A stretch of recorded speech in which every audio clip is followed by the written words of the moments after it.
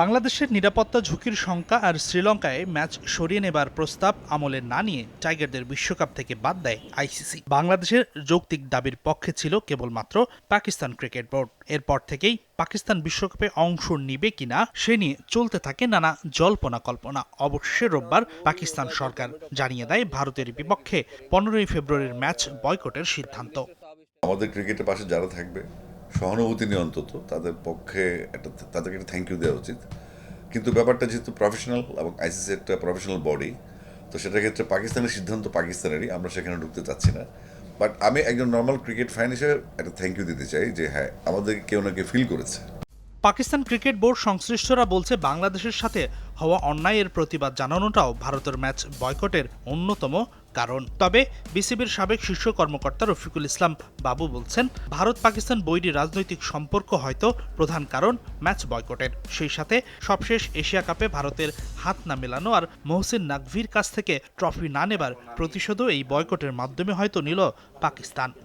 পাকিস্তান বাংলাদেশের পক্ষে আসছে, এটা অবশ্যই মানে ভালো যে ক্রিকেট বিশ্বে একটি দেশ হলো তো বাংলাদেশের পাশে আছে। আমার মনে হয় এখন যে জিনিসগুলি হচ্ছে পাকিস্তান কেন্দ্রিক, এটা পলিটিক্যাল রিজন, অবশ্যই রাজনৈতিক কারণে এটা হচ্ছে। কারণ সাম্প্রতিককালে দুই দেশের ভিতরে যে বৈরী সম্পর্ক আবার শুরু হয়েছে এবং এই যে খেলার ভিতরে ট্রফি না নেওয়া, পাকিস্তান প্রেসিডেন্টের হাত থেকে ট্রফি না নেওয়া বা খেলোয়াড় ক্যাপ্টেন হাত না মিলানো, এগুলি কিন্তু দুই দেশের যে রাজনৈতিক সম্পর্কের অবনতি সেটা আমরা দেখতে পাচ্ছি। বিশ্বকাপে বাংলাদেশ না থাকায় আগেই প্রায় 20 কোটি মানুষ আগ্রহ হারিয়ে ফেলেছে বিশ্বকাপ থেকে। এবার ভারত পাকিস্তান ম্যাচ না হলে জৌলুস হারাবে বিশ্ব আসর, সেই সাথে হবে বড় আর্থিক ক্ষতিও। ক্রিকেটের মধ্যে রাজনীতি ঢুকে পড়ায় হারিয়ে যাচ্ছে ক্রিকেটের জেন্টলম্যানশিপ স্পিরিট। নতুন প্রজন্মের কাছে গ্রহণযোগ্যতা হারানোর ঝুঁকিতে খেলাটি বলছেন বাংলাদেশের সাবেক ক্রিকেটার হাসানুজ্জামান ঝরু।